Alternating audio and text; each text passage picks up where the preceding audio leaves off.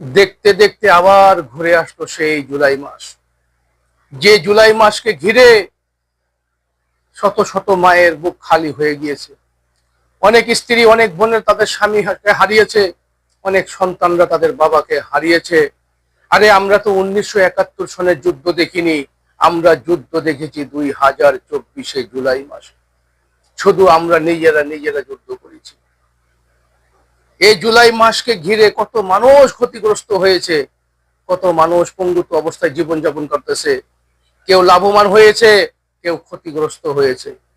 অনেক হাজারো প্রবাসী ভাইয়েরা ক্ষতিগ্রস্ত হয়েছে, যার মধ্যে আমি এক হতভাগা একজন।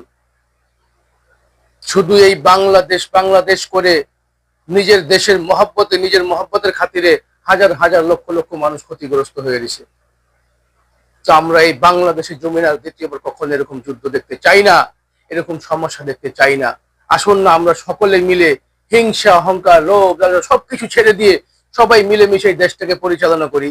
কিসের আওয়ামী লীগ, কিসের বিএনপি, কিসের জামাত শিবির, কিসের জামাত। আসুন না সকলে হিংসা অহংকার ছেড়ে দিয়ে এই সুন্দরময় বাংলাদেশটাকে আমরা গড়ে তুলি। হ্যাঁ, একে অপরে সবসময় খালি খোঁচা দেন, উমুক করছে তুমুক করছে। আরে আসেন না সবাই মিলেমিশে দেশটাকে পরিচালনা করি। আল্লাহ তাআলা আমাদের সবাইকে হেদায়েত দান করেন। আমার কথাগুলো যদি ভালো লাগে ভিডিওটা শেয়ার করুন, সবাইকে জানিয়ে দিন। তবে সবাইকে একটা কথা বলে যাই, এই পৃথিবীর জমিনে আল্লাহ রাব্বুল আলামিন প্রত্যেকটা জুলুমকারীকে শায়েস্তা করেছেন।